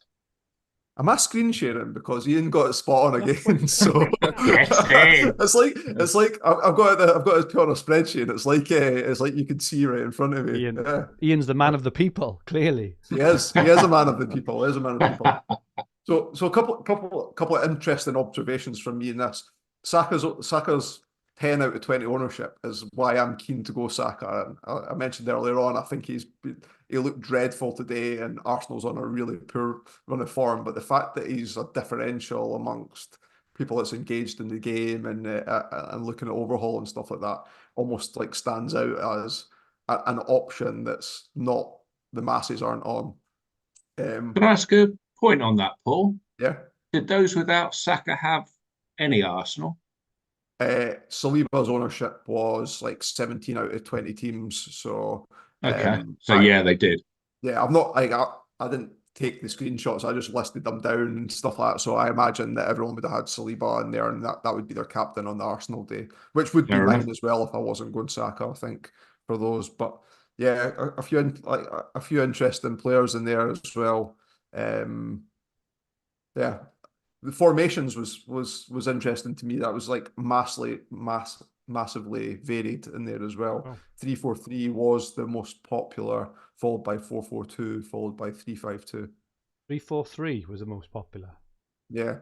That is interesting. Given all the mids available, isn't it? Haaland, Watkins, and again, this, like, you know, I did this yesterday, and people might have expected Haaland to be in the squad for Man City today as well, and things do change from there. Rodri was in 17 of the 20 teams. Saliba was in 17. Trent was in 16. And everywhere else, there was a bit more variety than perhaps what I would think elsewhere. From Maybe that. there's not so much of a fixed template as we think then. By the sound of that, the pool is sort of like 25 odd players, 30 players maybe. Yeah. There was 33 players picked in total, but there was a lot of single pick players. Good stuff. Thanks for that, Paul. Really, really interesting. Yeah, interesting stuff, that. It is. Just before we wrap up this Overhaul special, I've got one question for one person. He knows who it is. Dan, what's upset you this year? This year? Jesus. Huh. Got at least another half hour then. God, plenty, mate, plenty. But I'll start off on a positive though. Just want to say, Glenn Roy had tweeted in, and so it's nice to hear he's alive, considering how much buckfast he drinks and deep fried food he consumes. So good, you're still about, Glenn. And Ollie, well done with the baby. Although 3 of them, mate, 2's hard work. 3, that's a lot, mate. But anyway, good luck, and pretty good. You had it in the winter break period. Overhaul, good planning. Should get a pay rise from the hub. Done. Now, what's annoyed me? Christmas, yeah. Well, obviously, you have Christmas in Wales, Scotland, and that, don't you? Ireland. Sometimes. What annoys me is where they say like your bins. I know this is the whole problem, but your bins, like, we're not going to empty it when we're going to empty it. We're going to empty it like another 6 days on. So it's like, the time of the year I put the most stuff in the bins, you're going to come like another 5 or 6 days on. It's mad, isn't it? I've got to put my bin out tonight. I'll be out there scouring all the neighbours' bins later, throwing a bag in here, bag in there. Mate, it's mad. So that annoys me. Have you still not had your Christmas and New Year's stuff all picked up then? No way. I haven't had the food bit in the green, like general waste, that ain't gone, but since 22nd no way, December, really? so before Christmas. So I've still got, I've been in that, throwing the kid, like, jump in that, stomp it down a bit. So still, that's just mad. She'll be it's coming tomorrow. So I'm like, yeah, like the bin's coming. I'll be laying in bed, like I hear the bin truck coming, like, yes, right, let's get up there, like, and I can even, like, once it empties, I can go and fill it up again, wheel it down an alleyway, and then it'll get picked up on the next road. So I'll do that. So that'll all be gone. I've got a tip just like 5 minutes up the road, but I ain't putting all that in my car. So that annoys me. You watched that post office thing this week? No, what was that? The about like the post office scandal and all that, where they all them sub postmasters that all that computer system was wrong, when it, and they all said they were stealing thousands and took them to court. Someone went to prison, or thing like that. That's just I just watched that this week. Just think that's mad. Like, all them people, like, they should see some prison time for some of that, shouldn't they? All the people who are in charge of that. So that annoyed me. And I'll tell you what else annoyed me. My neighbour bought like a motorhome. It's like a 50k job, yeah. Massive on their drive, fair enough. Now it means they park their car on the road outside, yeah. And that neighbour parks their car like there. So I can't park my car here outside my house now because he's got that. And it wouldn't even bother me. He's only been out in it twice in about 3 years. What a waste of money. Way. Really? Yeah. And I think, and the other, my only other little moan is Sky. If anyone's listening, we still shouldn't be at a point where we're having to point out that someone's lost tackle bonus and stuff like that, or someone's made passing bonus to get them to add it. It seems to still happen, doesn't it? Like someone will, oh, he's been made up to 60. Can you get it added? And stuff like that annoys me still. Paul is still really salty over Matoma, wasn't you? Yeah, I am. However, Dan's starting his campaign about getting Saka's tackle bonus. I don't think anyone captained them that night apart from me. So yeah, that's annoying. But the Saka one, because it was a Thursday night or whatever, and it's like, oh, it's the end of the game week, just tough shit. So if anyone plays on a Thursday night and they hit the, made this thing and the end of the game week sort of thing, that's just annoying, isn't it? Like, but anything else, if that had been another night and they might have changed, it just annoys me. Like, they should have a thing where it is, but they've proven in the past, like, they don't just stick to that, oh, it was by 10 o'clock the next day, or then it's by the end of the game week pretty much. And if enough people moan on Twitter and stuff like that, and even when they're, like the slanky, that was terrible when the guy had a heart attack and stuff like that. So yeah, points had to go, but I can't think the point I'm getting to, but I lost the point where I was going to with that. He shouldn't have parked his motorhome on his drive. That's the point you're trying to get to. Basically, well, he shouldn't have bought it if he's only going to take it out twice in 2 years. Do you know what I mean? And that affects me every day. I can't park my car there because you'll go out twice a year or two times in 3 years in that.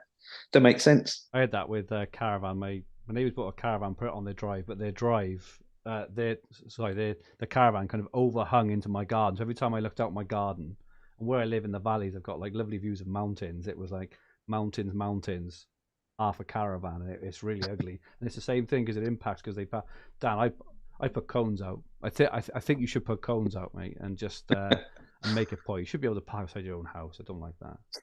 It's annoying, isn't it? No, not very annoying.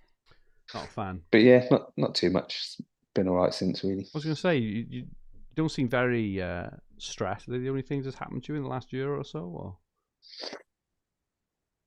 really annoying? Does your neighbour still call you Sam? No, your window cleaner still call you Sam? No, I had to sack him off, mate. Oh, he's gone, is he? Yeah, I had to get rid of him. Because of that or something else? Or because of the No, I think he was all right. He was a bit of you ever watch Clarkson's Farm? I haven't, no. You're obsessed with Clarkson's Farm. Oh, I love it, mate.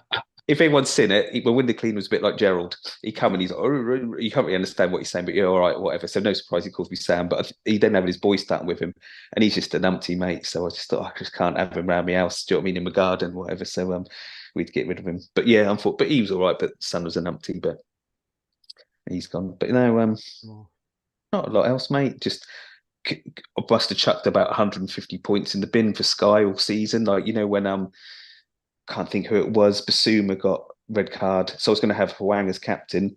Then Basuma got the red as out for 4 games. I thought I'll bring in Rodri. I might as well make Rodri captain. Hwang scores a couple of goals. Then he 20 points in the bin or something like that. So many times I just captained the wrong person. I must have thrown 150 points in the bin just by picking the wrong captain. So that's annoying. Romero, he annoys me. Have him get sent off, come back, sent off again. Just Basuma sent off. Spurs had Richarlison at the start, didn't do nothing. Now he does start scoring a few months later.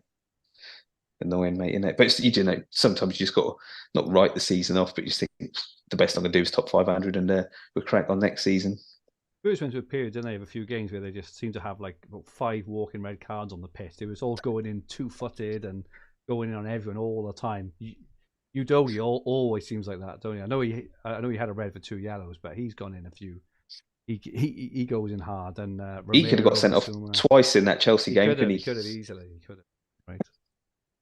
Good to have you back, Dan. Thank Cheers, you so mate. much Cheers for having us. For sharing, and thank you, Ian and Liam as well. It's absolutely fantastic to have you back on, and thank you, Paul, and thanks to those who have put up with us for this evening in the chat. Thanks for those who are going to watch it back and those listening on the podcast versions. Your continued support is much, much appreciated. If you like what you watched, please press the like button.